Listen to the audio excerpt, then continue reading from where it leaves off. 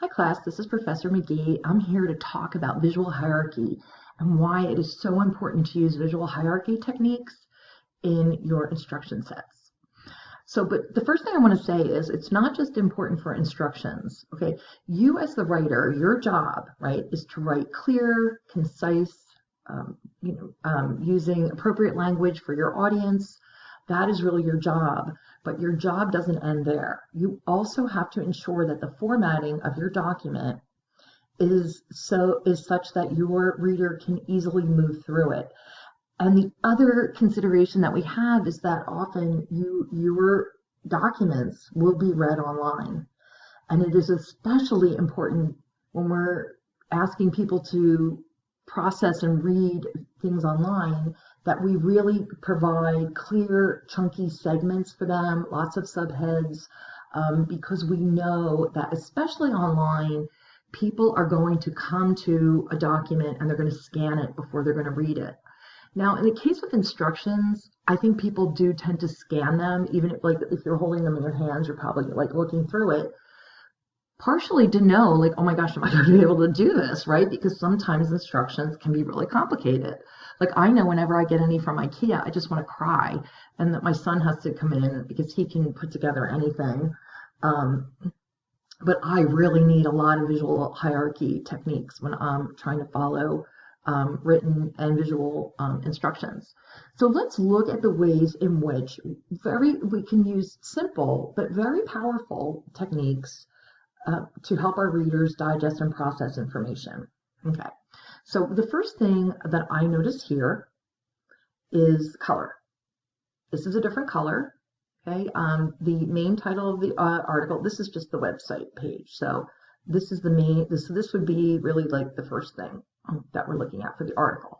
That it's in orange, okay, and that this text is larger than all the other text. That these subheads are also in orange, and they're not as big as the main title, but they're bigger than the regular text.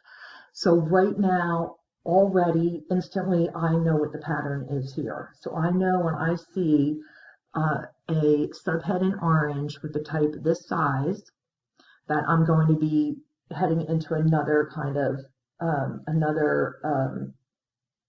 level of instructions within the document. So that's the first thing I noticed. The second thing that I've noticed for hierarchy is that, I'll just say it now because we're here, I'm talking about color, but I also noticed this color. So this color is used to delineate the main title from the rest of the page. And that's a common thing that we see, whether in print or online. But then also using the same other color here to highlight and delineate the steps. So they're employing two colors and they're being very consistent. Okay, so they're using the colors and with repetition so that we, again, understand, they're helping us understand part of the pattern with that. Then the next thing I notice is the contrast of step 1, step 2, step 3. These are all in bold.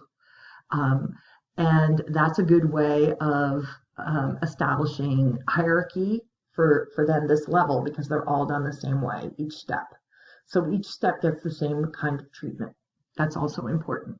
Then the other visual hierarchy technique, it's a lot less obvious, but it is definitely present, and that is white space. There's lots of white space here. It's a lot of breathing room in this document. There's a lot of text, but there's also enough white space so that I don't feel completely overwhelmed when I'm reading through it. There's sufficient white space between the text and the images, okay, which is really important. And if you had a next page with another image, you would want to have the image be roughly the same size with the same amount of distance between the text and the image. And then also notice we have white space between each paragraph or each section, right, has white space, and it has the same amount of white space. So if we look to see here, the amount of text between this subhead and the first step that it's covering is the same, and it's the same down here.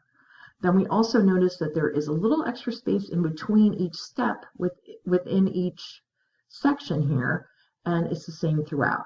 And that's really important. So you want to be super consistent and how you are spacing out, the space between all of your elements. And you definitely want to have breathability. So those are just a few really simple techniques that you can use in your document to help your readers go through and digest your information that you have written so beautifully. Okay, so we'll talk more about this on the discussion board.